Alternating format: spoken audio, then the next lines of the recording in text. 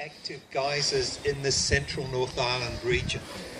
For a variety of reasons, by 1970 that had reduced to just 15.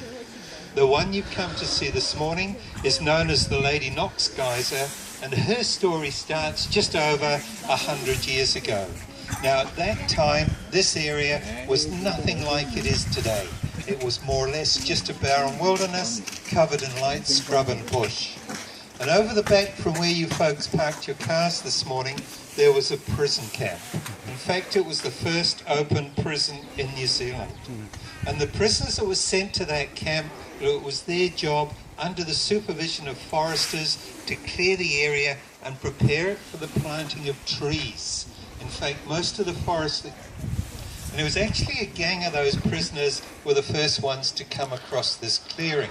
But again, what they saw 100 or so years ago is not what you're seeing now.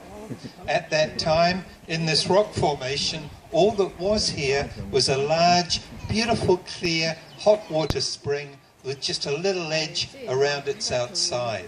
Now you can get a pretty good idea of what you would have looked like then, but on a much smaller scale, if you look across at that rock formation over there. Now if you look very carefully, just on the bush line, you'll see a silvery looking plant literally growing out of the rock. Now that actually started life as Manuka, or New Zealand tea tree. But as you can see, it's on its way out. But the important thing is, if you look around its base, some of you might be able to see another little ledge which marks the edge of what was then another hot spring. Now 100 years ago, prison life in New Zealand was pretty primitive. Those prisoners thought it would be a clever idea to bring the camp's dirty washing down to this large hot water spring that they had found here. That would save them the bother of having to find firewood with which to boil water. So the story has it that one morning a group of them were down here busy dipping their dirty clothes into this hot water spring. They pulled them out, scrubbed them up with some soap, dipped them back in to rinse them off, and got one heck of a fright. What actually happened was this hot spring erupted. Their washing went that way, and they went that way. And we now know that what that soap did was to trigger a chain reaction. It took the tension off the colder water, which is at the very top of the natural reservoir below the geyser itself. And that then allowed the superheated steam and water from further down to force its way up through those cooler levels and out through the top in an eruption. And that's how we're going to trigger it this morning. But instead of soap, we now have a surfactant which has been chemically engineered to do exactly the same thing, but to leave nothing behind in the environment. In a few minutes, when I put it into the vent of the geyser, what we should see are some bubbles forming at the top there. And then as that cold layer breaks down, all this will be started to be pushed out, and we should see the water start to surge as she builds up into that first full eruption.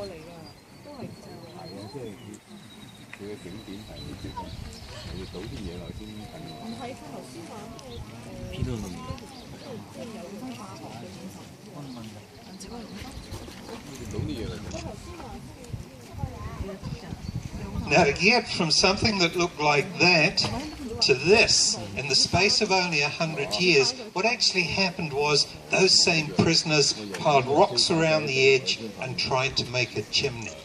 Now the reason for doing that was for their own entertainment. In those days they didn't have TVs, videos or any of that sort of gear. They had to make their own fun. And by building that chimney, it forced the water into a narrower opening, which in turn created a stronger jet of water to send their clothes even higher. But then Mother Nature came along, and she actually gave her this cone shape and the white mantle that you are seeing now, and she's still doing it using a mineral called silica. Now that's in the geyser water, so each time there's an eruption, water shoots up into the air, falls over this area where it's the wind and the sun that evaporates the water and leaves behind that mineral which has given it this shape and this colour.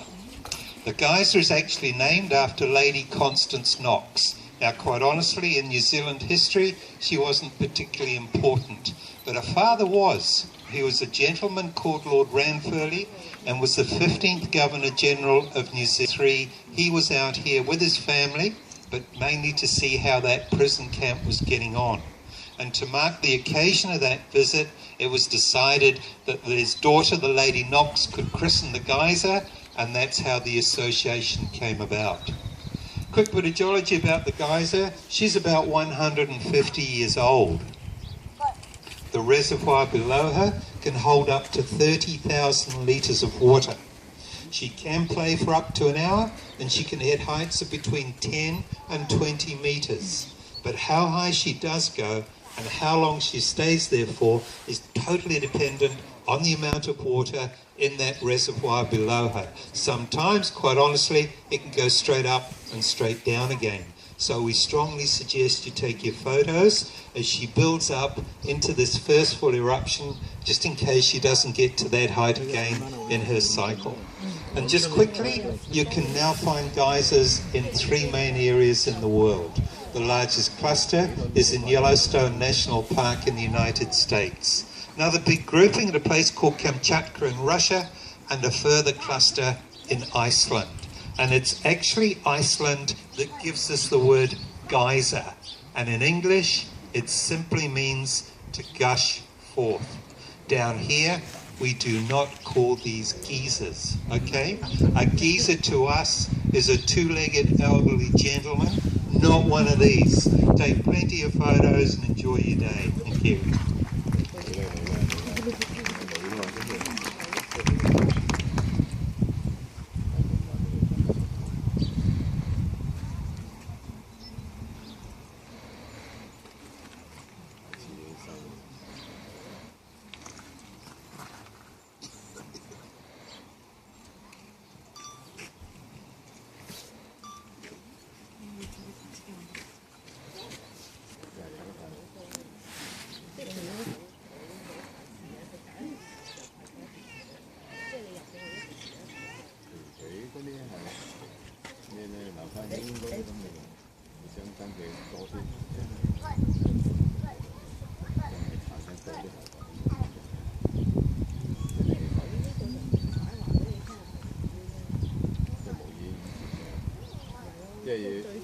即係最開始就係佢係噴，可能後來呢又噴唔到啦。